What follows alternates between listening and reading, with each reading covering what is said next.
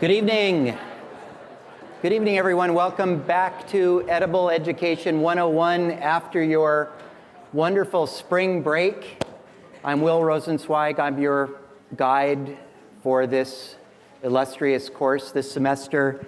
And many of you think of me as a food professor or entrepreneur or other things, but for those of you that don't know, I'm actually an obsessive constant gardener.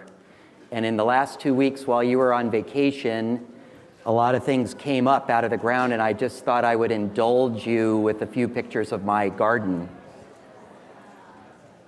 So it's pretty remarkable spring we had with all of this rain and lots of new blooms, grapes, oranges, red buds. That's what it looks like when you're laying under an orange tree. How about that? All right. Without further ado, tonight we resume our journey following the rise and future of the food movement. You'll recall that this course is a technology-free zone. I also wanted to know if anybody tonight would like to make an announcement or ask a question before the lecture begins. Does anyone here want to do that tonight? Okay. I also wanted to point out to you that there is a opportunity this summer at the Berkeley Food Institute for a summer student communications assistant. That could be a fun job for somebody that is up to speed on writing and social media and communication.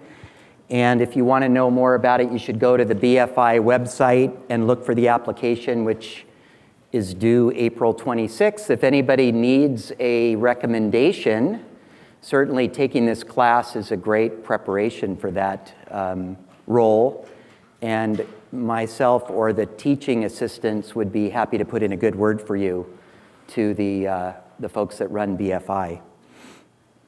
All right, should we do the attendance now? Take out your iClicker, please. This is a question from your reading, your Wendell Berry reading. Are you ready? Go ahead. An industrial eater, A, does not know that eating is an agricultural act. B, imagines the connections between eating and the land. And C, associates with farming and the land. And Rohini will tell us when she's going to cut off the voting.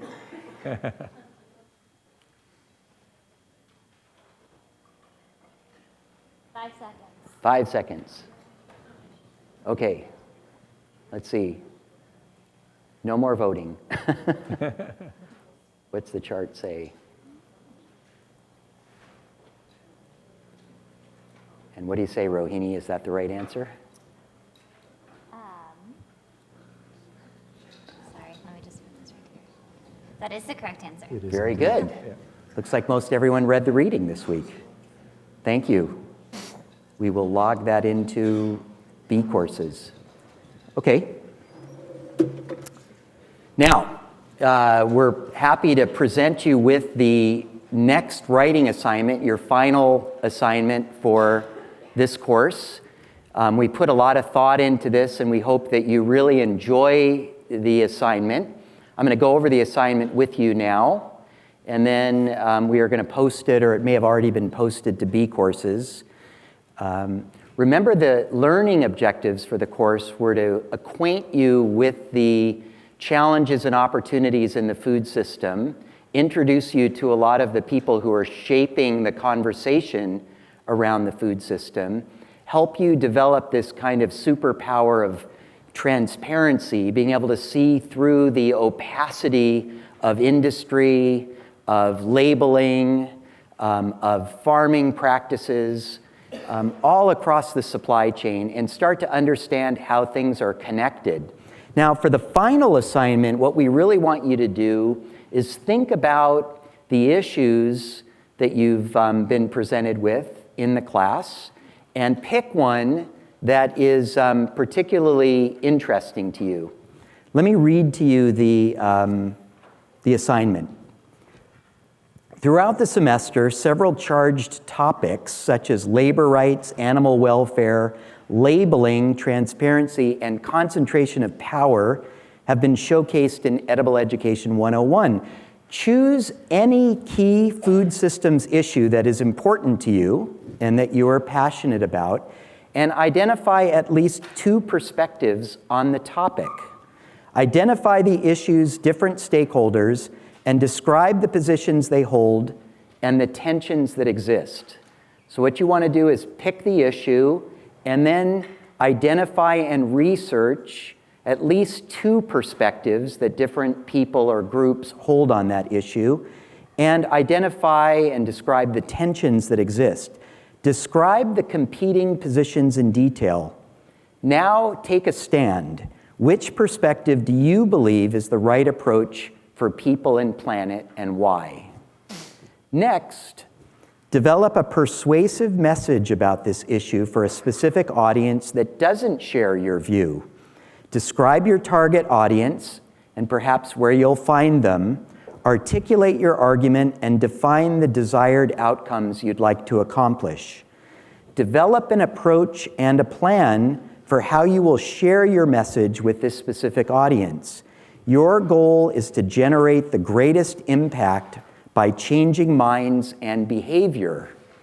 Will you conduct and publish research, make or distribute a film, organize a march, write a book, start a business? What will be the most effective method to achieve your goals? Use your imagination and be as specific as you can be. Finally, how will you measure the impact of your efforts? Okay, so it's a lot of creative thinking again, not unlike the first question.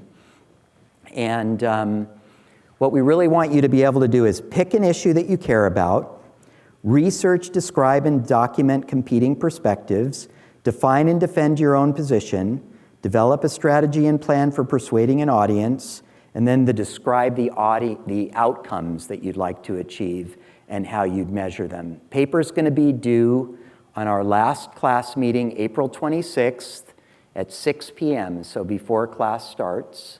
4 to 5 pages, double-spaced, and hope you really enjoy this assignment and that it brings some real thought-provoking action into your life. Our hope is that out of this class will come some commitment that each of you will make to generating a healthier and more sustainable food system.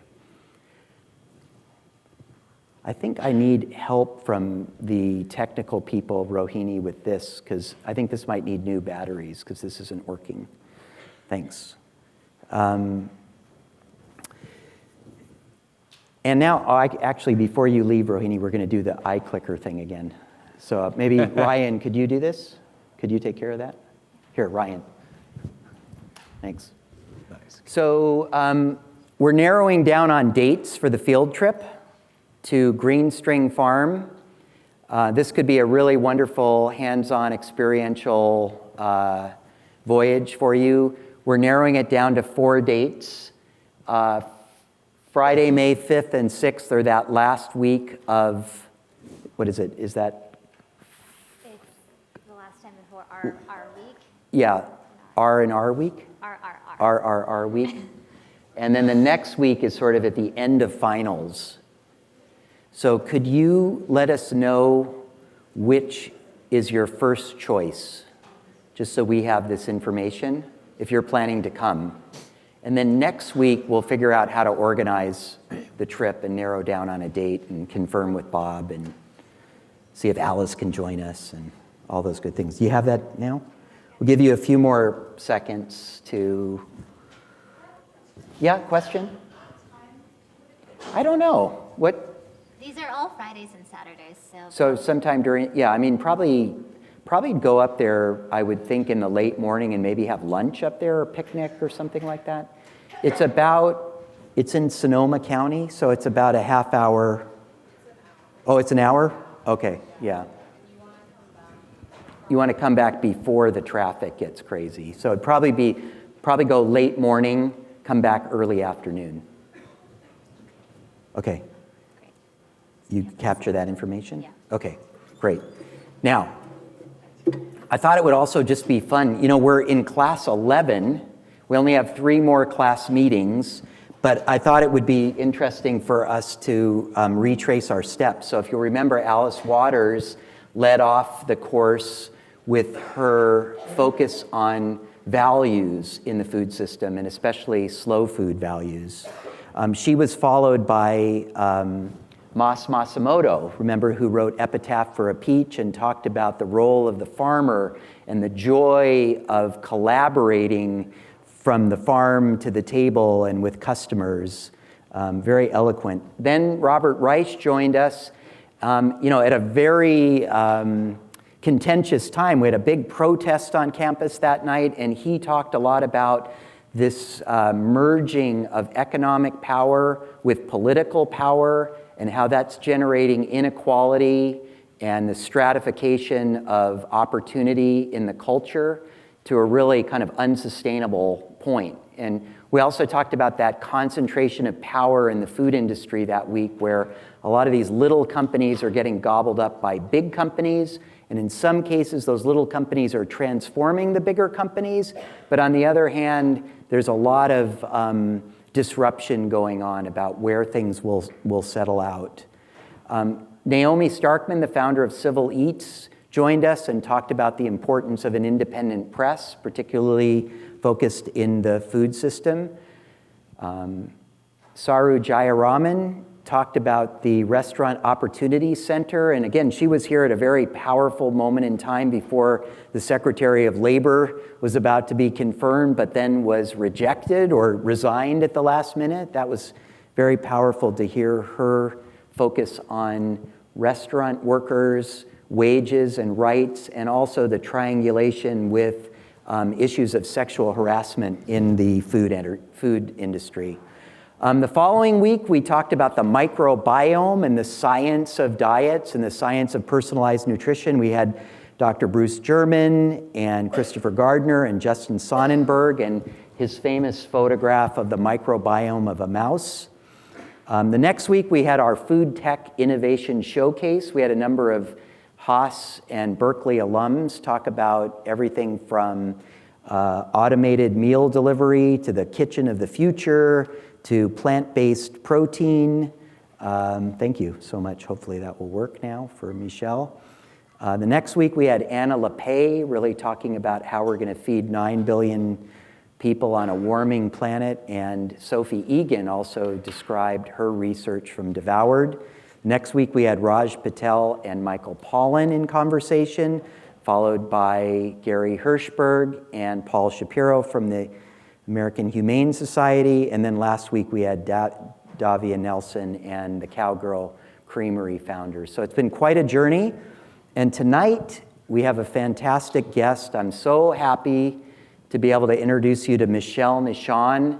Michel is a hero of mine. He's a 3-time James Beard award-winning chef and social entrepreneur, thought leader, and really amazing source of inspiration for so many people.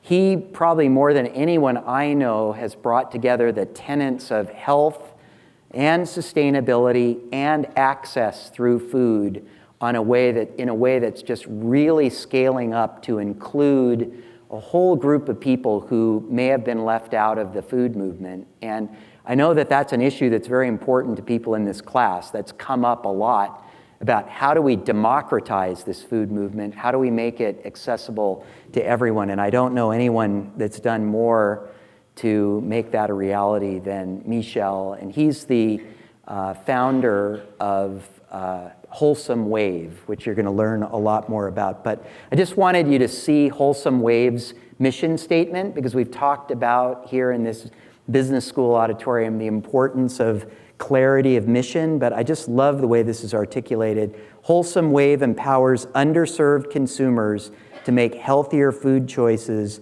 by increasing affordable access to fresh local food. And then underneath it, I just love this magnitude of the problem. 44 million Americans spend $70 billion in SNAP program food stamps annually, plus $63 billion of their own money on groceries equals $133 billion annually. Massive. That's a huge market.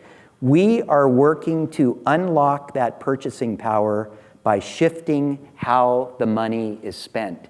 What a clear strategy, and what a brilliant vision, and I'm so happy to welcome Michel Nischan to our podium. Thank you. You get your... Now, I hate to say it, but this thing does not seem to be working. That's okay, man. I can just You come can- back and you can tap just the do arrow that. thingamajig. Yeah. Yeah. So I apologize for that. Thanks. Okay, man. enjoy. All right, brother. Okay. Awesome. Will, thanks a million. First, thanking obviously the university for creating this great space where we can have this very important conversation during an important time. Thanking Edible Education. I think it's timely for there to be a curriculum around edible education. Something I've been a chef for over 37 years and worked on my grandfather's farm before that, so my whole life's been about food. I think it's the most important thing in the world, and now other people are learning that maybe I'm not completely wrong with that.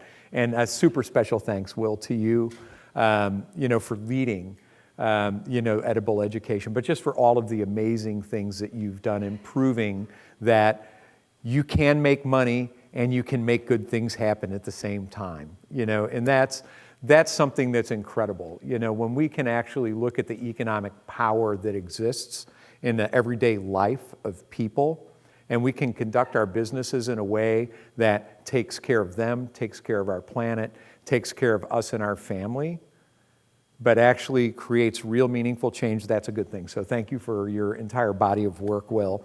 What I'll do real quick is just kind of go through, give you a little bit of context and background, who I am, why I do what I do, a little bit of the history, how that led to the founding of Wholesome Wave, a little bit about my career as a chef, talk about some pretty interesting and powerful notions that we've discovered around our work, why I think it's kind of like the perfect time in this kind of wacky environment, policy environment we're living in today. And then I'm going to leave a little bit of time at the end for questions and answers. We have a sheet, I think, of some questions that folks sent in, so I'll get to a couple of those as well. And without further ado, unless you have any questions or comments, I'll just get started. Is that cool? Everybody good? Awesome. Okay, so my mom was one of 13 children on a farm in southeastern Missouri. My dad was one of 12 children on a farm in western Kentucky. I spent my childhood going to my grandfather's farm in southeastern Missouri, working it because he couldn't afford farm workers anymore. Me, my brother, all my cousins. We'd spend 6 weeks every summer learning how to raise animals, butcher animals, raise fruits and vegetables, raise corn, harvest the stuff, drive compost piles, tend soil health, cook, can, pickle, cure, everything. By age 12, I could cook collard greens, black-eyed peas blindfolded by age 12. I could cook, I could salt, I could cure, I could pickle, I could can, I could do all those things. I just thought it was normal. But when my parents fell on hard times when I was 18 years old in high school, me and my older brother had to move out of the house because they had to downsize. And my mom said, Michel, you're going to be okay, because you can cook, so at least you'll eat, get a job in a restaurant. So in 1978, I started as a breakfast cook in a truck stop on the Illinois-Wisconsin border, Center's Truck Stop, still there today. You can go visit it. But the interesting thing was, as I started working rapidly through the restaurant business, back in the late 70s and early 80s, all the chefs were from Europe, and no young American white people could cook. So I was an anomaly. So I really moved rapidly through the system. A chef would say to me when they saw the way that I could work with animals, or the way that I could cure and pickle and can and braise and do all these different things that other Americans couldn't, they'd say, I want you to be my sous chef. And I would say, what's that? And they'd say, oh, it's $5 more an hour. And I'd say, I'm in. So, Within 3 short years, I went from a breakfast cook at a truck stop to the chef of a French restaurant in Milwaukee, Wisconsin called the Fleur de Lis in 3 years. No culinary school. But in that 3-year journey was this really bizarre anomaly. Here I am working with these Alsatian, French, German chefs who are showing me culinary techniques that none of my aunts and uncles and my mother didn't know. Really miraculous stuff. You know, like pure clarity stocks reducing to a glass. And then your ability to mount in different types of fats and build and layer flavors. But they were perfectly happy with perfectly round pink tomatoes coming in the back door of the restaurant saying, that's a good tomato. Because they're all the same size and they were listless, they didn't taste good. So I said to myself, wow, you know, I can actually outcook some of these guys. I'm going to become a chef. And then I'm going to outcompete everybody because I'll just go out into the countryside, find farmers, and buy from them out of the type of food that my grandfather raised me on. And I'll have the best restaurant in the Midwest. And then disappointment set in. I made dozens of visits to farms, knocking on doors and having doors slammed in my face. I made dozens of phone calls. I thought I would be able to find even the wheat, the oat, the corn, the soy growers, which is mostly what was in central Wisconsin at the time, that they would have a family vegetable plot like my grandfather did. 3 acres so we could do all the canning and pickling and take a U-Haul trailer back in payment for our free services every summer. Nobody had a family vegetable plot. So I offered money in advance to have people grow stuff for me. I was working really, really hard, only to learn that the way that I was raised became extinct, just like my grandfather's farmhouse did. You know, that was the detritus in the food system. And it really forced me into my first experience with advocacy. Because the way that I was raised that I thought was normal was something that had fast become nearly extinct. How could I let that happen? How could I not know that that was going on? And now that I knew that, how could I ever let that stand? So I persevered. Paid people in advance for food. The first year I paid out $4,800 in advance to farmers to have them grow stuff for me so I could make a plate like this, you know. Where do you get a good carrot? Where do you get a good tomato? How do you get a good eggplant? You pay somebody in advance. And guess what? We had to go pick the stuff. I'm like, so I'll pay you now, and then I'll pay you the rest when you deliver it to me. They're like, deliver?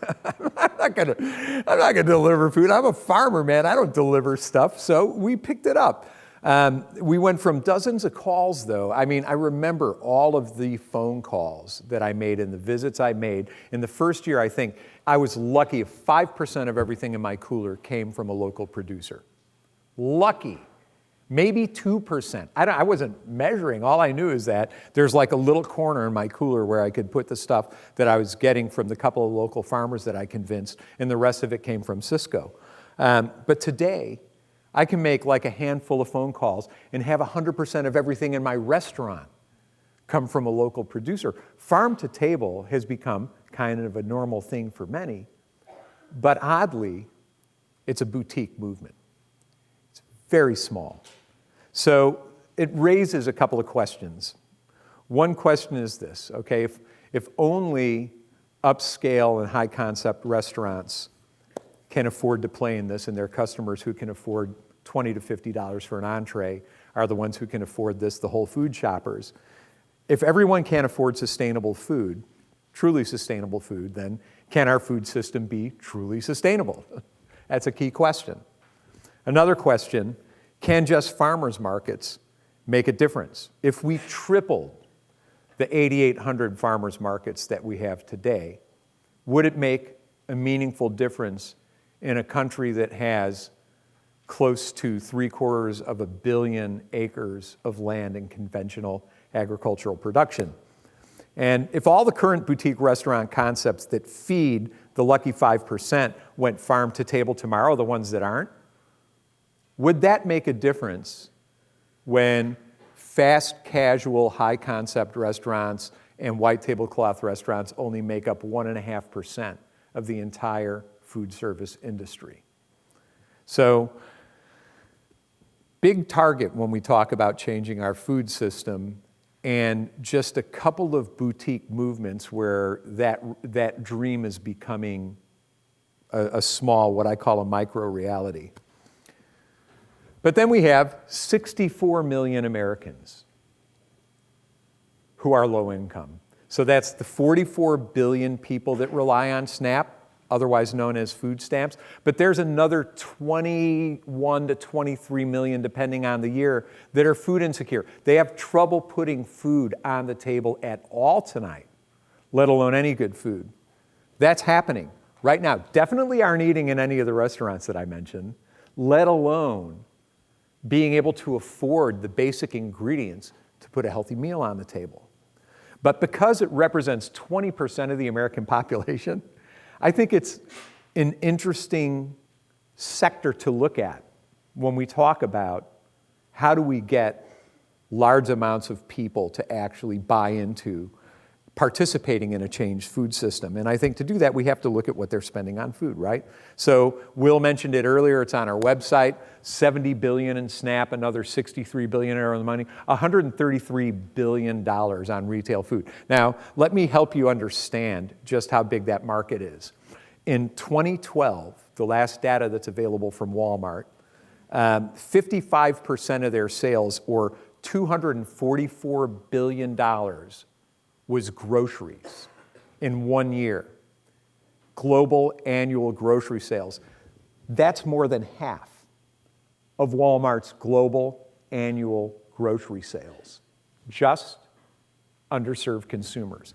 That's a big marketplace. It's massive. It's massive. Could it be that there's an opportunity here? I think there is. It's a lot of money. But to really understand the opportunity, we have to look at what everybody's eating, and this is kind of like the deal. Carbohydrates and condensed soup.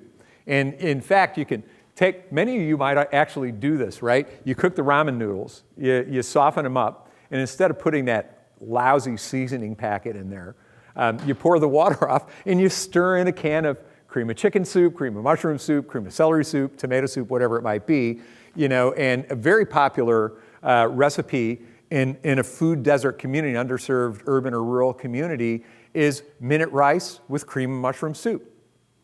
Poor man's risotto. Fills you up. Those two, a box of that and a can of that, feeds 4 to 6 people depending on their size for like pennies, right? That's kind of like the deal. So then we have to ask a few more questions, right? And I'm going to kind of ask you guys the questions. Why is it that this is the only thing that's on the dinner table? How many people think it's because healthier food options aren't available where all this other stuff is in these neighborhoods, that it's a lack of access? Okay, lack of access, right? That's a word that you hear a lot, right? Food access. Lack of education. Maybe it's because even if people found, broccoli to cut into florets and peel the stems and cut it into cubes and add it to one of these meals, that not enough people actually understand what the healthy food choice is, or if they encounter it, they don't know how to cook it, they don't know how to prepare it. Lack of education, right? Okay? Yep. Okay. Culture. Surely there's a cultural context. If you're from Cambodia, you love bitter gourd and fuzzy melon. If you're from Tennessee, you love collard greens and black-eyed peas. If you're from Maine, you love chowder, right? But, sometimes it's, people will actually go to a grocery store, especially in an underserved community, whether it's urban or rural, and it's kind of like bananas and really bad romaine lettuce. There's not something there that they understand or like. How many people think that there's a cultural component, that that culture might be the barrier? So access is a barrier, education is a barrier, cultural context is a barrier.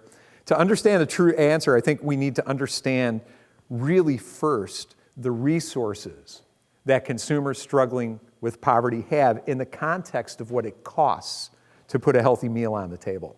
And I think that's what we got to do. So let's look at this. That's a healthy meal, okay? You got a chicken breast, you got a wedge of lime, you got some sweet potatoes, some quinoa, some lettuce. That looks pretty good, right?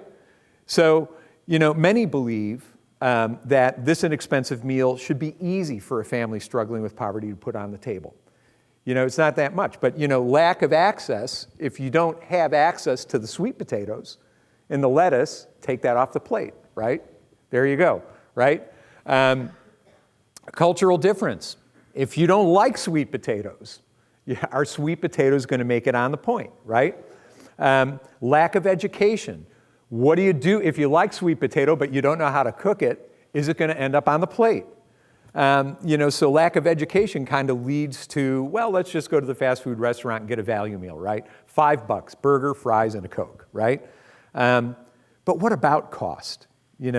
This plate costs $3.56, which is 6 cents more than a SNAP shopper gets to spend on food per person for the entire day. So, if you go out and buy all that stuff from scratch and you cook it and put it on the table tonight, you just took all the money you have for food today and put it into that meal. So you get one meal a day if you want to eat that well. So that is a big deal. So the truth is, here's what's for dinner. When you look at Easy Mac, 88 cents, multiply that 3 times, and you're actually saving a little bit of money, but you're getting 3 plates of something on the table for your family today. So I suggest that the only true barrier when it comes to underserved consumers making a healthier food choice is lack of affordability. We have seen in our work with Wholesome Wave that if you make affordability happen in the South Bronx, people from Harlem take 2 or 3 bus transfers to get to it. So, yep, access is a challenge, but it's not a barrier if the affordability is there. And one of the questions, I'm just going to read ahead. There's Katz did an article in the New York Times that said, putting grocery stores in underserved communities in food deserts does not result in healthier food choices. And my answer to that was, duh. If you put a Mercedes-Benz dealership in Notasulga, Alabama, and spend $10 million marketing why a Mercedes is better than a used pickup truck, after 5 years, you're not going to sell a single car because all the people in rural Alabama, where my brother lives, can afford our used pickup truck. They know the Mercedes is better, safer, safer for their family, airbags, ABS brake systems, crumple zones, all that stuff. They're not buying that car. They know it's better. Just like more underserved consumers know that fruits and vegetables is something they should be eating every day. They know it. If they can't afford it, they're not going to buy it. So when it actually gets to a bedrock American value of right of choice, do you truly have the right to choose to feed your family better if you can't afford to make the purchase? So that's an important question. So I think affordability is the barrier. But let's talk about cost opportunity. We talked a little bit about what happens if we shift the $133 billion to more sustainable food, to local healthy food, what that could do to the food system. In 2007, diet-related disease cost America this much money. $800 billion. I don't know if you guys have seen the Austin Power thing, or that's so old school now, It's like, Will and I are kind of like, oh, a new movie, That's like, think about that for a second. These are all diet-related, diet-preventable diseases. In 2015, it jumped to $1.4 trillion. $1.4 trillion. That's a lot.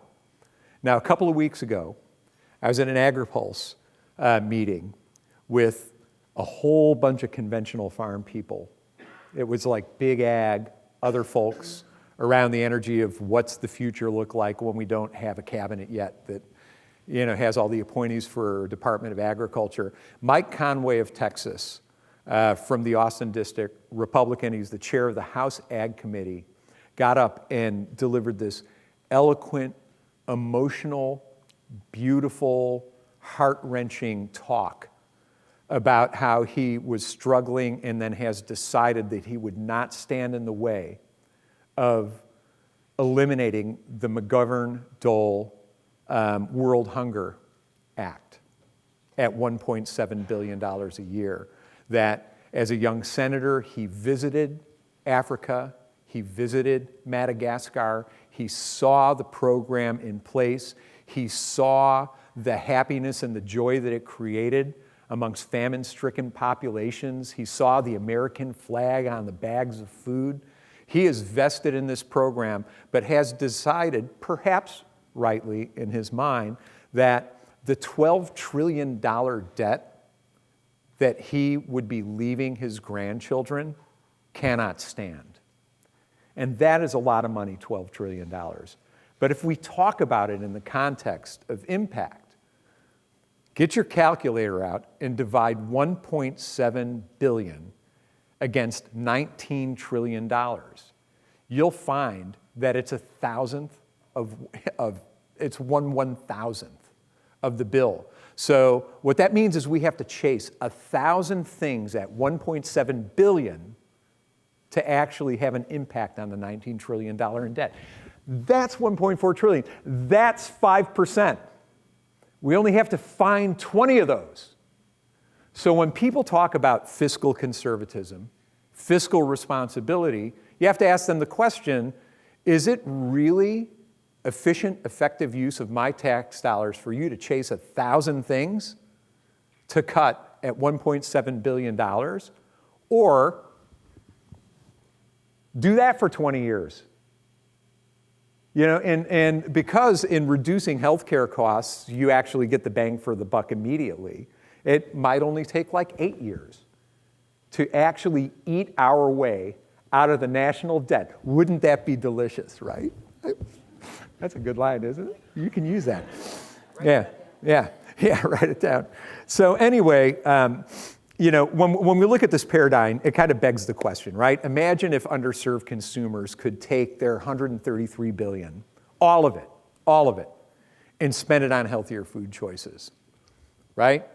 Would it take a chip out of that 1.4 trillion? The answer is yes. So I'll give you, for context, I'll give you one example. And I know a lot about this because 2 of my 5 children have type 1 diabetes.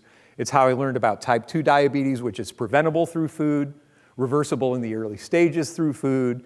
It's this amazing opportunity, but tens of millions of Americans who struggle with prediabetes or type 2 itself don't have an income that allows them to buy the food to avoid it. Dialysis for one person is $96,000 a year. For $96,000, everybody in this, if we had 250 people in this room, $96,000 increases fruit and vegetable consumption for 250 people, 2 servings a day for an entire year. Increasing your fruit and vegetable consumption 2 servings a day gives you a 21% chance of avoiding type 2 diabetes. So if you look at the 50 people that don't get type 2 diabetes, 40% of whom would end up on dialysis, $96,000 in food saves $5.8 million in dialysis. 96,000 divided by 5.8 million. So yeah, $133 billion spent on healthier food could help us eat our way out of that deficit. Now, this could be a new reality, but only if the demand exists, because we've talked about the economic opportunity. What happens if we shift 130 billion? What happens if we target that 1.4 trillion, right? We can eat our way out of the national debt. Could be a reality, but the only thing that's going to drive 64 million consumers to make that change is if they actually want to do it. That's the most important question of all, right? Is there consumer market demand? So, founded Wholesome Wave in 2007 to act on this opportunity by exploring if there was hidden consumer demand in communities struggling with poverty to make the healthier food choice. We started with the assumption that demand exists, but affordability was the barrier. We wanted to believe that that was true, but we were open to it not being true.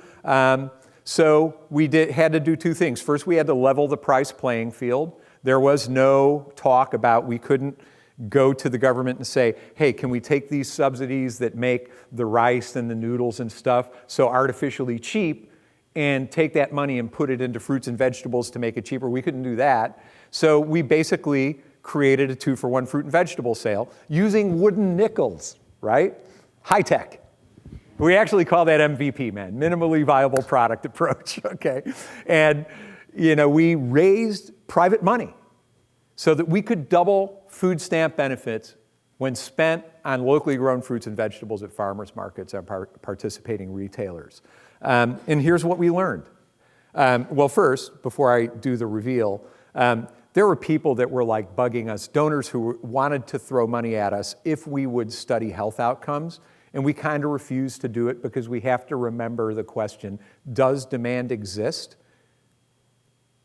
And when you're surveying consumer attitudes around a 2-for-1 sale, and then you ask somebody to come over and roll up their sleeve and give blood, it changes their consumer attitude. So we didn't study any health outcomes. We studied the attitudes, and look at this.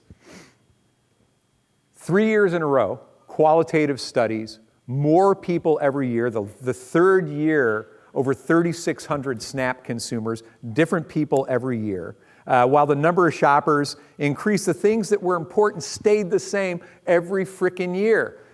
95% of people felt it was important or very important that the quality of the produce was good for participating in the program. 88% supporting local farmers and businesses. That tied with accepting the benefit in the first place. Accepting the benefit's an important reason to participate in the program, that the market accepts it, right? And then selection of produce. It reads like a frickin' Whole Foods survey.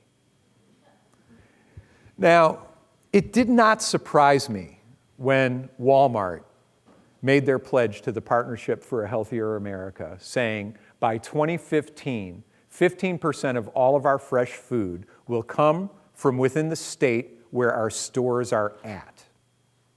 And now they recently doubled down. They made 18%. Now they're saying we're doubling our local footprint. They have the largest organic section of any retail grocer in the United States for the footprint of the organic section in context to the rest of the grocery offerings. Now, anybody ever been to a Walmart? Anybody? I have. I get my fishing license there, okay? You ever notice the yuppie aisle?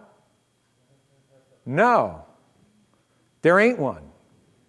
They don't niche market. They're not aiming at Whole Food shoppers. Whole Food shopper wouldn't get caught dead shopping in a Walmart. But they accept 20% of all food stamp sales, plus that extra consumer dollar every year. It's over $30 billion in sales for them, more than 10% of all their groceries. They're going local because it's important to all their customers. They've gone organic because it's important to all their customers. So I wasn't surprised because we knew that people, whether they were Cambodian, Laotian, Somali, African American, Hispanic American, and whether they were in Appalachia, Notasulga, Alabama, Inglewood on the west side of Chicago, or City Heights, South San Diego, that people know they should be feeding their families better food. They want to feed them better food, but affordability is the barrier. So once we proved that demand, we had to figure out how to talk about it, which I think was important for those who believed in Congress that education was the opportunity. We pulled this stunt. We said, go ahead, spend $10 million, go to Notasulga, Alabama, where my brother lives, and market Dodge Ram trucks. Convince them that the new pickup truck with the multiple side airbags, the ABS brakes, the crash-resistant crumple zones, are death by highway accident at 70 miles an hour in rural Alabama is a very real statistic. Alabama and Texas is one of the biggest death statistics in the country, right? You need one of those, right? You can spend all that money on marketing, and guess what? These guys know that would be the better truck than this, but this is what they can afford, the used pickup truck, right? Gets back to the Mercedes used pickup truck thing. So what we really have to understand is that dinner is the Dodge Ram or the Mercedes of our food system, and here's the used pickup truck of our food system. That's the deal. That's the reality for people struggling with poverty. So here's a short video clip that I'm going to play real quick that I'm not going to play the whole thing. Does it have sound? It does have sound. Oh, okay. Oh, high tech, baby. Oh, that's awesome. You're the man. So we founded Wholesome Wave to figure out what are some common sense ways that we can demonstrate that people struggling with poverty really want to feed their families well. They would make better food choices if they could afford it. So we just said, let's create 2-for-1 fruit and vegetable sales. Yeah. So we started raising private money to double the value of food stamps. So Michel, you've also created this fruit and vegetable prescription program. What's that, mate? So a patient who's at risk of a diet-related disease goes to a doctor. Doctor said, yep, you're at risk.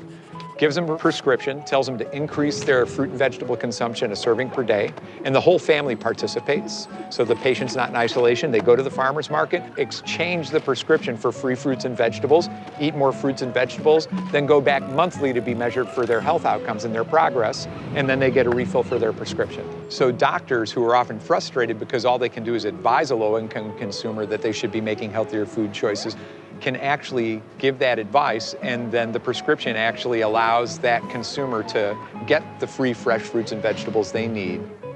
We use exactly the same infrastructure of the prescription system, but we're investing in food in the front end instead of paying for medicine for life because now it's too late. One of the doctors who signed up to work with Wholesome Wave is Dr. Perasamy at the Harlem Hospital. Here you are, a doctor at the hospital here in Harlem, writing a prescription saying, go and get some fruits and vegetables. Initially, all these years, I'm like telling them you have to eat healthy, you have to exercise, you have to lose weight. And then they said, oh, all these years you told me, but I couldn't afford it. One family that works with Dr. Perasamy is Cheryl and her daughter, Alasia. They've been on the fruit and veggie prescription program for 3 years, and they both couldn't be happier. Alasia started the program almost 3 years ago, severely asthmatic. She was overweight, a lot of difficulty with breathing. You were prescribed fruits and vegetables, right? Yes. Like it wasn't medicine or prescription drugs. Did that seem weird to you? Yes, it was. And actually, to me, it was like, I thought, doctors just like to give you medicine. So it was different. It was like, okay, well, this is not medicine. Let's see how this works out. Now, what was the experience like taking your daughter to the farmer's market? She actually liked speaking with the farmers. She liked the colors, and some of the things were different from what she was used to. So there were actually purple string beans one year. And she was like, Mommy, how are they purple? And I was like, ask the farmers, they'll tell you. And she talked about how do things grow and how do you know what's fresh. I think learning those things made it more fun for her to eat them. The biggest impact is that her health is way better. Like, she has not used any steroids for her asthma in 3 years. Wow. It's kind of cool, right? So here's the thing about Alicia, right? Between the time she started the program and the video was taken, she had lost. Hey, what's happening, buddy? Hey, you thirsty? Here, come here, man. Here you go. Here you go, buddy. All right. All right. Yeah. Affordable access to water, very important. So anyway, Alicia has lost another 40 pounds. And I don't know if you heard Cheryl, but she went off of steroids for her asthma. She's now on a volleyball team in her high school. Her grades have improved dramatically. So, the food is medicine thing really works. We're proving it. We're in 47 states, over 1,400 farmers markets, retailers, clinics, et cetera. Just kind of starting, but when you think about that $133 billion proposition, when you think about the 64 million people, we, Wholesome Wave, with our entire partner network, all of our competitors who are also doing this work are reaching less than 3% of 64 million people. So we're starting to scale our technologies. We're going to change our payment technologies. We're going to really grow our partnerships with major retailers, distribution points, food banks, et cetera. We need to reach 64 million people because when we can actually go to the federal government, how many people have heard of the Food Insecurity Nutrition Incentive Program by any chance? You have Market Match here, right, in California. That's the doubling program where you can take your SNAP benefits, your CalFresh benefits to the farmer's market and double them and get the fruit and vegetable incentive. We were successful because of the outcomes that we shared with the government, getting the Food Insecurity Nutrition Incentive Program into the 2014 Farm Bill. $100 million to double SNAP on fruits and vegetables. You can clap if you want, right? But don't clap too hard, because when you divide 100 million against, actually it's 25 million a year for 4 years, you divide that 25 million against 66 billion, it's 0.04%. So there's a lot to do. So we really need to work on that economic argument of the 1.4 trillion.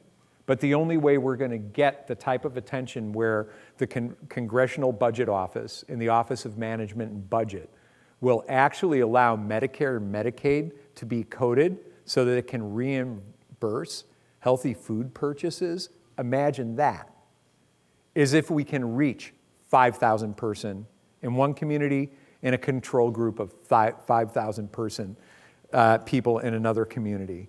So that's what we're looking at. And in this current climate of political oddness, I do believe there's opportunity. How many people hear the word disruption in their business classes, right? Who's going to come up with the next disruptive idea, right? And how important that is. We're living in the time of great disruption. And I think whenever there's a time of great disruption, there's an incredible amount of opportunity. And almost everybody in the current administration has given a playbook to all of the appointed officials that if you're going to talk about any programs of any kind that are going to be paid for by the federal government, you have to tell us what relationship they're going to have in eliminating that $19 trillion debt. And I think we have the answer. So what if we can shift the way $133 billion gets spent by 64 million people? That's an exciting conversation. If you look at all of these wins that happen, low-income families benefit, public health improves, local communities and taxpayers benefit, agriculture and retail food economies benefit significantly, new jobs get created. Every time you switch a cereal and oilseed crop to fruit and vegetable crops, there's a 3-time economic value in that. There is no GPS-guided eggplant combine. People pick eggplant, people pick tomatoes, people pick zucchini squash. If 64 million Americans increase their consumption of fruits and vegetables 2 servings a day, it would create hundreds of thousands of jobs. And then those are people who wouldn't need SNAP in the first place. Because after all, the root cause of hunger is poverty. The root cause of lack of access to some of these questions that you guys have asked about Wendell's very provocative writings, how can somebody actually engage with understanding that eating is an agricultural act if they can barely get 1 3/4 meals on the table a day for their family, right? So we believe there's an opportunity to organize where underserved consumers and shifting that $133 billion can actually become the heroes of a changed food system. And that's our dream at Wholesome Wave. And now I think I have time to open it up for questions, right? How did I do? Oh, cool. Yeah, let's do that. And we have this thing. Somebody lost a glass of water to the pooch, man. No. I'll sit over here. Oh, yeah, good idea. Cool. So, thanks, man. yeah, thank you. It's so inspiring. So it's quite a journey to come up with an idea and then implement it. Your background so prepared you, and you left out the whole chapter of starting one of the first heart-healthy restaurants in the country. Heartbeat. Yeah. So you had an entrepreneurial experience Yes. of actually putting the food on the table.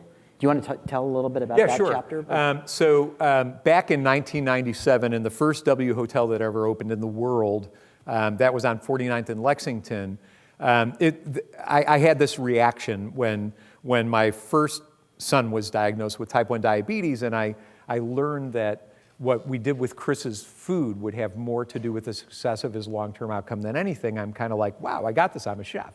So I was kind of excited. So we changed our food strategy at home, started feeding our family differently, studying the impacts of actual ingredients and nutrition on human health, how it was all working. And within a very short period of time, it wasn't reconciling with what I was feeding my customers in my restaurants. I mean, it was like local, organic, sustainable, but I was like backstroking in like simple syrup and cream and butter and foie gras, all that stuff. And I couldn't do it.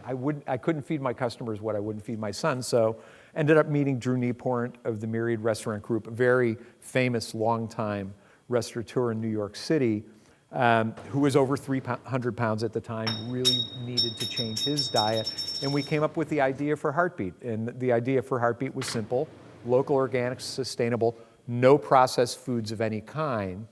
And can we create a menu big enough to where people, no matter what their health concern was other than a food allergy, could order anything off the menu and not have to worry about their health. So that was Heartbeat. I did that in 1997. And it was awesome.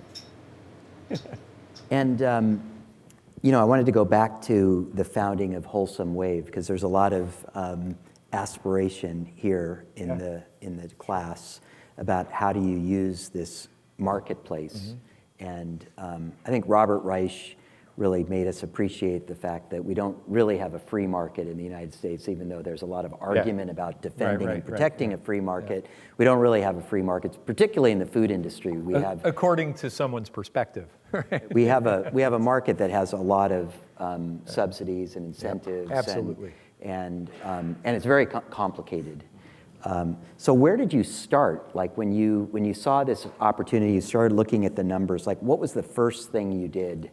Well, you talked about your MVP, but as an entrepreneur, like, how do you tackle a problem that big, and then how did you start to garner that support? Maybe just elaborate on that part of the story. Well, it starts with pilot, and there was a frustration because Heartbeat actually led to a whole new tension. I had thought I had nailed stuff by doing the concept and was feeling really good about it until I learned about type 2, and then learned that 2/3 of the people that struggle with type 2 or prediabetes don't have incomes that allow them to buy the food to avoid the disease. And I thought that was just cruel, unintentionally cruel, but terrible. Millions of people were affected by that. And I couldn't figure out the business plan that could provide the heartbeat for an underserved consumer. When you only have $2 to spend after the middle of the month when you run out of food stamps, you have $2 to spend on a family of 4 for dinner, and a head of broccoli is $2. There isn't a food truck concept in the world that's going to get broccoli in front of somebody, because that's all they're going to get is the broccoli, right? And that's not a meal. So when I looked at the idea that the amount of money that people were spending, if it could be shifted, could actually create an environment of a federal program that could pay for itself, eat good food, avoid expensive medicine. Like any other thing, we just had to pilot it, We had to pilot it. So, we went into trusted environments, which is one of the main reasons why we worked in farmers markets. We knew groups that were running farmers markets were already struggling with that tension of, while we're doing great things, we're helping out struggling farmers and getting them the best price for their food, but only the affluent people in these communities can afford to come to the farmers markets. How do we solve this problem? So the tension was there. So it was easy to find some believers who would go through the uncomfortable process of iteration to help us actually figure out what are the best questions to ask, what should we be focusing on, what should we be targeting, and are the responses such that we can actually take them to the federal government. At this time, it was under George W. Bush, and say, hey, look what we're learning. Gee, who'd have thunk that there's a real opportunity here to make low-income Americans healthier by just making minuscule investments in healthier food. So it started with pilots, and what happened is that the outcomes were just so overwhelmingly positive that donors went crazy and started demanding us to go into all kinds of areas of the country. I just want to underline that. Like, there's a couple of really great lessons. One is that I love hearing is, just the dissonance that you were experiencing, where even though your values were to bring about health through serving food, but there was something in you that felt like, gee, this isn't right, that it's only available for this small niche of people. You couldn't really live with that. No. And it was what was it? It was your values, your upbringing, your worldview. It's just, I think it's my upbringing. My mom, and I remember because we were on food stamps when they were called food stamps when I was a kid at various times. My dad was a tool salesman. He was supposed to be a farmer, ended up being a tool salesman, and sometimes there was unemployment in that business until he could find another job. And I just remember it's like kids would come over to our house to play because my mom is a kick-ass cook, was amazing cook. And all these kids would come over and she would make everybody lunch. And I would hear my dad saying, Esther, are you nuts? We're having trouble getting food in the fridge and you're feeding all these kids. And she's like, but Chris, they're kids and they're hungry, and more than half of these kids, dads have been unemployed longer than you. And we just, feeding people is the right thing to do. So that's the kind of person she was. I like to tell people when I just talk to other chefs that it was my mother who taught me to love people through food, She'd be standing over a pot of something and she'd kind of like add something and then tweak the heat and then she'd like giggle. And I'd say, Mommy, what are you laughing at? And she'd say, they're gonna love this. But that's something that everybody should be able to experience. Poverty should not be a barrier to that. I mean, when we were on food stamps, it was so we could buy milk and eggs and things like that, because everything else we grew. And then when we went down to my grandpa's house, payment for us doing the thing the last week, my mom, Dad, my aunts and uncles would come down. We'd do this big canning pickling fest. Everybody went home with a U-Haul trailer full of food. So we ate well, even though we were struggling economically, we ate well. And I think that's the paradigm that is gone, that needs to come back. That it is in our national security interest, it is in our public health interest, it is, if you really want to think of who we should be as Americans, we should be first Americans, then we should be really good neighbors, really active, engaging community members, then Republican or Democrat or Independent. First, those other things, because that's what allows us to have differences and have an argument and still be friends, Argue ferociously over some kind of a policy concept, but then say, all right, enough of that, let's go get a beer, Those are, I was raised that way, and I can't work. I mean, I want to have a successful business. I would love to make money. I love being able to send my kids to school and all of that good stuff. But I also believe that part of that, in doing that, I also have an obligation to be a good neighbor, a good corporate neighbor, a good, it's just really helpful. It's how it should be. The other thing that you said that I just wanted to kind of highlight or underline was this idea is that, you ran this successful pilot and then you had donors just wanting to participate. And I think it's just so interesting that, you picked a really big problem. And, and I think that you really brought it to life. Crazy? I mean, the number of dollars, now in the public health realm, those of you that are in the public health school know this term, the burden of disease, the cost of the disease that you said, $800 billion to $1.4 trillion a year. You talk about taking that out of the debt. Other people talk about shifting it to education. Wherever it gets shifted, it's just lost dollars. It's misspent money. It's waste. Yes. And what's really interesting is now, as a culture, especially in food, we're becoming really attuned to waste and sort of so easy to, to once you become mindful of it and where it's happening, that it's possible to eliminate it pretty quickly. And actually next week we're going to have Jesse Fink and Dana Gunders talk about food waste. You guys are going to love that. Yeah. That's going to be awesome. But I love the idea that, you go after a really big problem where there's a lot of waste. You come up with a pilot that's really encouraging. You put a super charismatic and talented person who knows his stuff. I want everybody to understand how important preparation is to be an entrepreneur, to live it. A lot of people say, I want to be an entrepreneur, and a lot of the people who are, I think, successful entrepreneurs have some kind of unique preparation.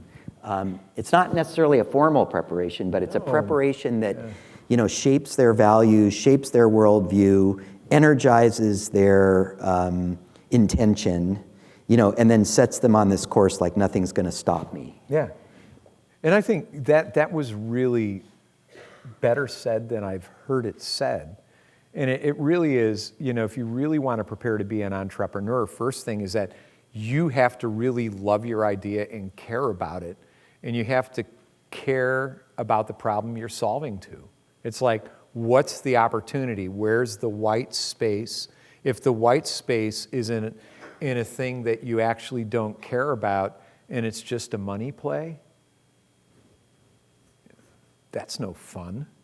And frankly, its chances of success just went like way down when you make it all about the money, because some of the greatest companies that were ever created were created by people who actually felt that they had an idea that could change the world.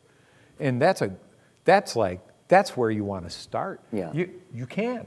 So many individual people or groups of people or teams of people have done things that have made remarkable differences in the way we communicate, the way we eat, the way we live. It's a remarkable thing. It's a great honor to be an entrepreneur, man. Well, and one of your mentors, and one of mine too, was a man that played a really important role in this room, believe it or not, in really? 2000, Paul Newman. Oh. Paul Newman came to campus because we were we had a group of students that was starting to become interested in socially responsible business. And his model of Newman's Own, of taking all the profits and transferring them to underserved communities and kids, was so fascinating at the time. And he came to campus and he gave one of our lectures, our ethics lectures. And I'll never forget, one of the things he said was, as soon as we have a business plan, we're screwed. He really liked to improvise. But he was extremely generous, and he gave some of the initial funding so that we could start what's now the Center for Responsible Business here at UC Berkeley, which was the first program of its type at a business school to really focus on those issues of responsibility in business, making an impact, making more than just profit. And at the time, it was kind of controversial. There was actually, I'll never forget, there was an editorial in the paper saying, and I was teaching the very first social entrepreneurship class at that time, and there was an editorial I think Haas had its own paper, but it said something like, what is our business school doing with this tree hugger course at Berkeley? And then I had to remind people that, 20 years before that, there was a lot of people on campus wondering, what's UC Berkeley doing with a business school, period. So now we've come a long way here in 2017. We're kind of the leading business school in socially responsible business, social impact investing. I mean, it's really a hotbed. So before I turn it over to the students, I wanted to just have you have the opportunity to maybe describe how the audience or the people here can help you. Think about that for a second. And then I was going to also throw in one other tweak for you. You use the word consumer in your presentation a number of times. And I personally have become really uncomfortable with that term, because inherently, to be a consumer is not sustainable. Consumer is the extract, it's the extractive Absolutely. paradigm. It's like, I'm just going to take. It's not reciprocal. It's not regenerative. And it's probably not even democratic. And I was thinking that in this period of time, if I could plant a seed with you publicly, would be start thinking about shifting people's perception around this word consumer to something else. I've used the word sustainer, but even citizen, for what you're talking about and what you're doing. These are citizens, these are rights. I like citizen because it does imply that there is an imbalance in the equity when it comes to the rights that people struggling with poverty can exercise, which are very few. It's not just food. It's a variety of things that they don't have a right to a good education, And I think Wholesome Wave is the place to start this citizen movement in food. So you want me to stop using consumer? Well, because so here's the rub. I'll tell you. Here's the rub. Tell me the rub. Here's the rub, and it's language is important, especially in the context of the person you're trying to convince. And the folks that we're trying to convince to do something like code Medicare and Medicaid so it can be reimbursed for healthy food choices. Right now, I'm just getting them to stop calling people on food stamps clients and recipients, which is how would you feel if somebody called you a food stamp client or recipient? Where consumer, in the minds of these decision makers and lawmakers, is a very powerful word to them. It's an important word in getting them to understand the concept that 64 million Americans who are seen as takers actually contribute to our economy is what's given us an incredible amount of traction. So that language is actually important for them in the context of what we're trying to accomplish. I really appreciate that. So but also, I don't like the word either because it does kind of. But big food companies, their research groups, they talk about consumers and what they'll consume. And I don't think consumers like being called. No, consumers. I don't think we think of ourselves necessarily as a consumer. And probably having a consumer mindset also leads to overeating and obesity and diabetes. So one thing that would be interesting would be to correlate your base of citizens with voting activity, because then you could go to Washington and say our voters We've talked about that. Okay. It's like, how do we become this kind of powerful juice for food policy action? Yeah. Because it's, right now, how many people are familiar with food policy action by any chance? Tell us about it. All right. Oh, man, this is a great opportunity for you guys. So Food Policy Action, Ken Cook from Environmental Working Group and Chef Tom Colicchio founded it, funded it, and it is a scorecard that scores every member of the House and Senate, every member of Congress, on how they vote on food issues. So if you get a 30, you're voting to eliminate school lunch, free and reduced lunch. You're voting to cut SNAP. You're voting, you're not, you're voting against GMO labeling, that type of a thing. It's a potentially powerful tool. So for all of you, you all live in different areas of the country, some of you the world, to be able to know, my theory is this, and this is how I articulate it, without permission from Food Policy Action. But I do believe when you look at reproductive rights or right to life, you can have someone argue either side of that argument, and each of those arguments can come from either a deeply held spiritual belief or a deeply held philosophical belief out of genuine concern, for the mother, for the child, for the choice. Doesn't mean that either one of those person are a bad person, but if you're going to vote to take food off of the plate of a child at lunchtime when it's one of the only meals they're going to get today because their family's struggling with poverty, you're an asshole, and you're likely not. I'm sorry, I'm a chef, so I'm going to invoke license. I cussed in your class. I apologize. Well, but the chances that they're not going to vote in your best interest as a constituent on a variety of other things is very high. Very, very high. That's a person who doesn't care. Do we want anybody who doesn't care in office? So I think it's a powerful tool. Y'all should know about it.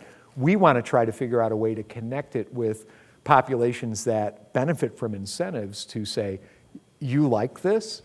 If you love this type of program, you need to start showing up at the polls. You need to vote, as hard as it is. 3 part-time jobs to equal a full-time job. If there's anybody who can't get a day off of work on a Tuesday because they're not going to get paid for it, it's an underserved citizen. How was that? I did that. Beautiful. I already did. I shifted. Yeah, you're good. You're quick. Yeah, I think it's Right. powerful. Thanks for saying that. So Appreciate who's got a it. Good question in the discussion. audience, Yeah. in the class? Anyone? I actually have a couple right here. I have one too. Yep, here we go. You have a question, Rohini? Someone else can. Okay, you can Yeah, take your... John, right? I remembered. All right. Yeah.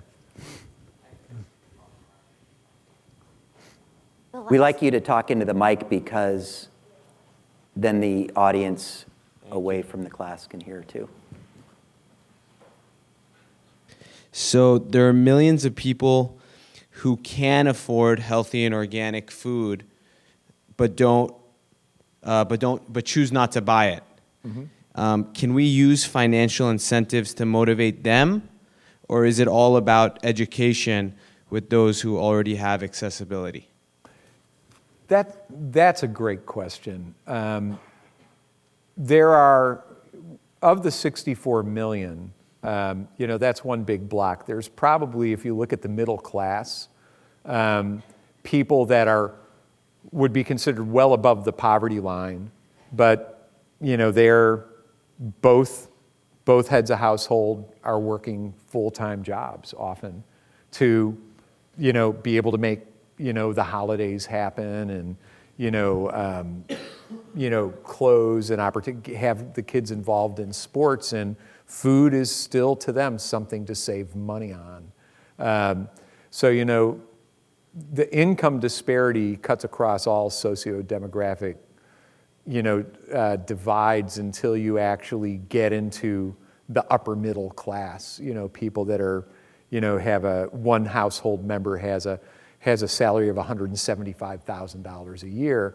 There's an awful lot of Americans that are under $120,000 a year raising 4 kids and having a real tough time making it happen. So I think financial incentives would translate there.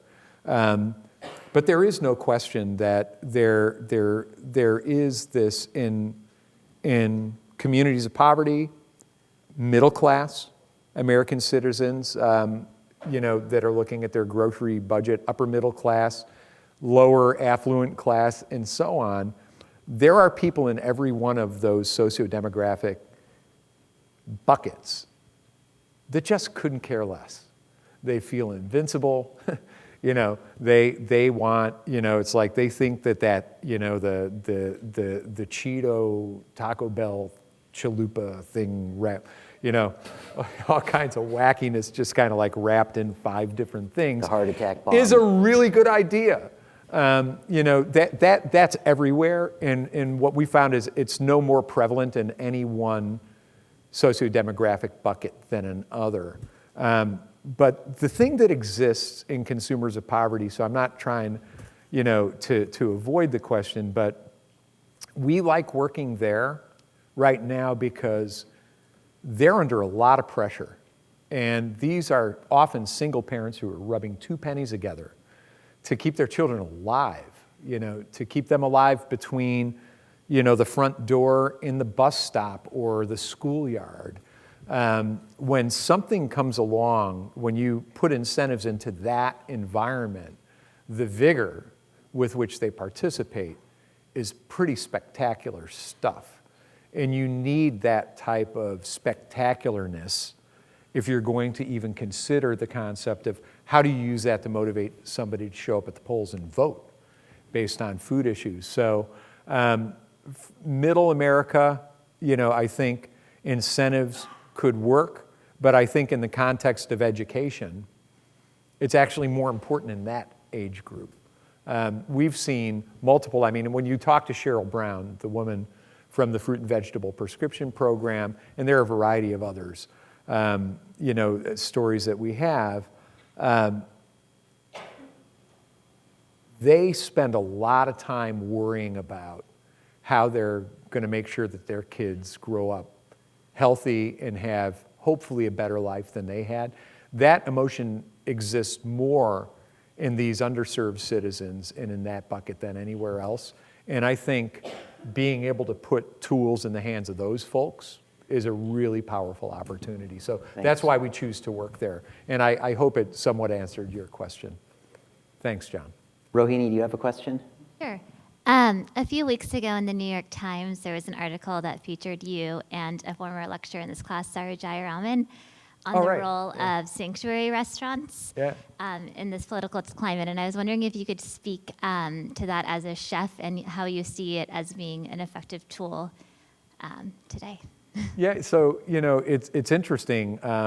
I'd be doing it right now. Our lease was up 3 years ago, and Wholesome Wave was going through a growth spurt, so I didn't renew the lease to the restaurant. But before we closed at Dressing Room, we had this really kind of like cool sliding wage scale thing where all of our entry-level positions, we paid at 200% of market.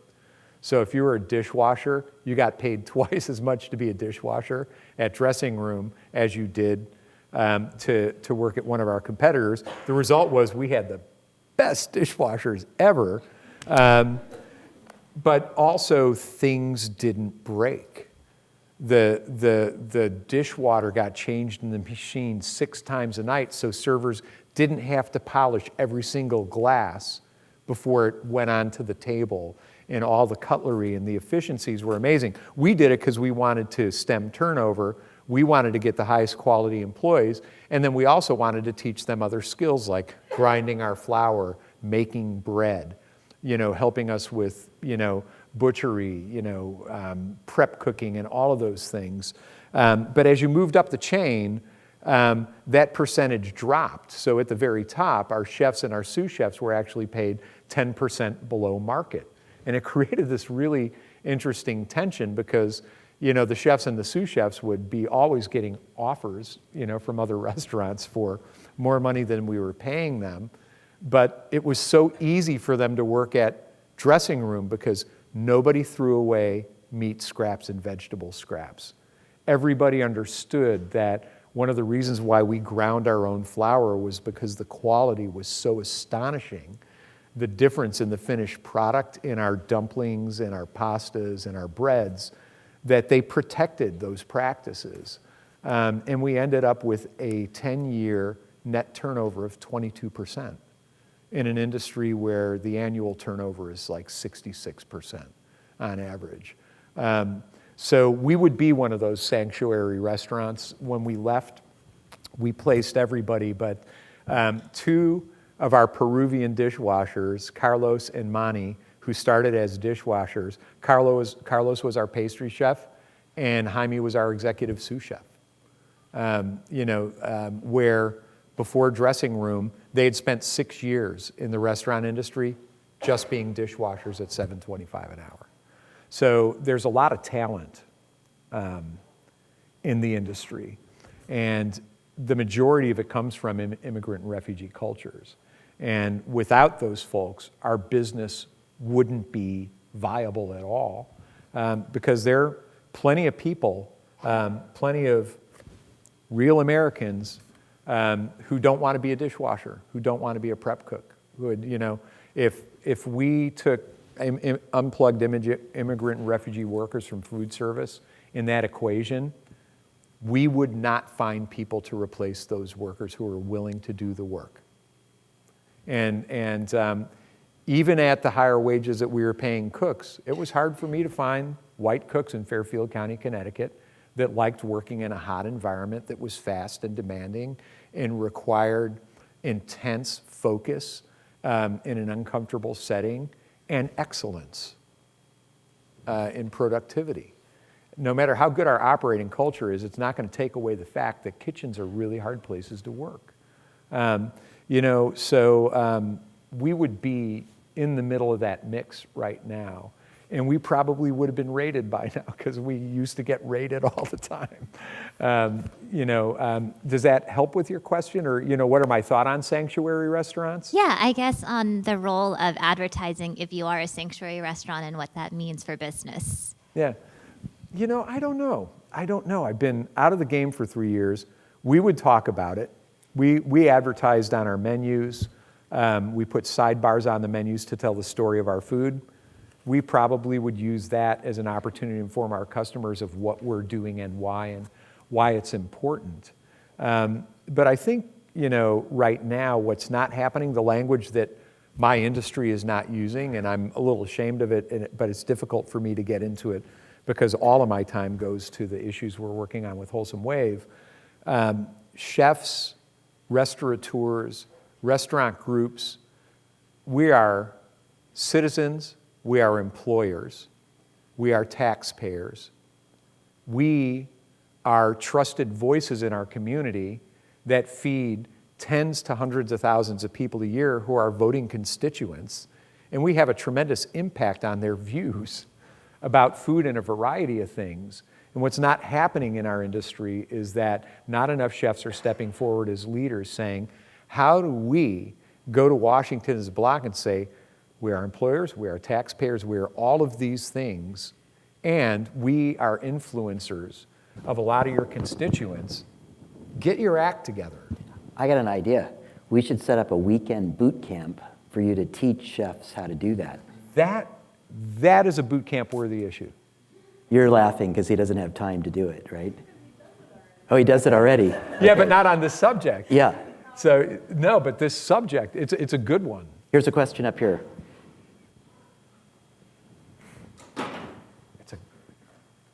Because you could teach people how to speak and empower and and put how policy. to come together collectively and use consistent language. Hi, thank Hi. you for coming. I really appreciate it. I also want to follow up to this question about chefs not being leaders. Not being leaders, as you said. Chefs not being leaders or not getting engaged. Yeah, on this issue, I think chefs could definitely take more leadership. Yeah, so I'm curious because I've seen a lot of different chefs in a part-time bakery position that I've held, as well as working at Kitchen on Fire in the Gourmet Ghetto. And a lot of times these chefs are really great leaders. They're great instructors.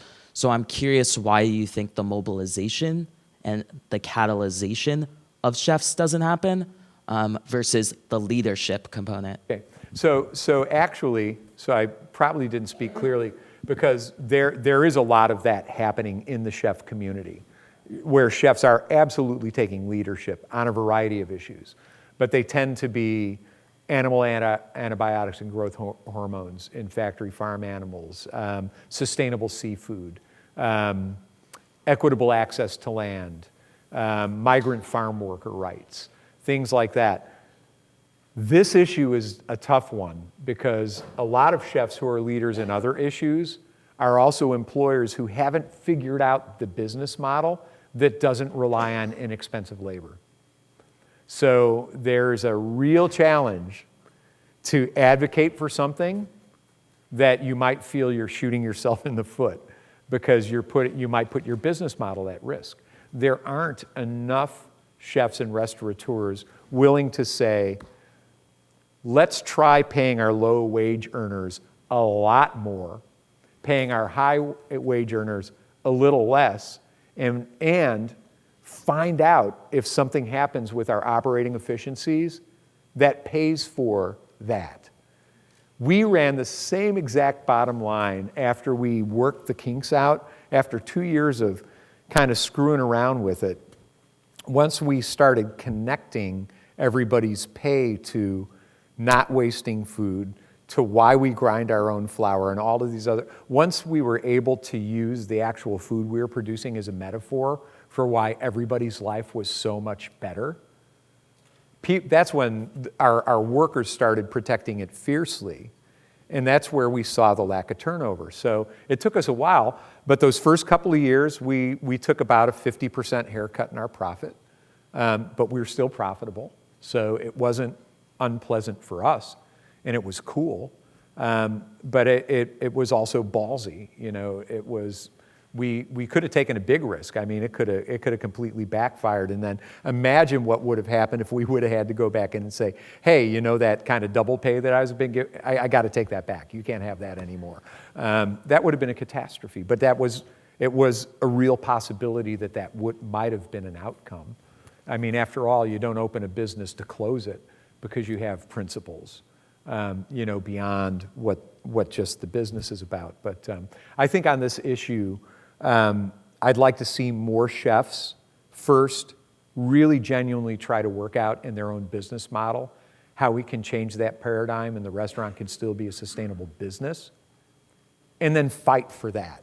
Fight for legislation that supports the type of behavior that's working in your business environment, because otherwise we're going to end up with people who know nothing about the restaurant business mandating regulations that could actually harm the industry because we're not taking the lead like we should. So that was a good question. Thank you for that.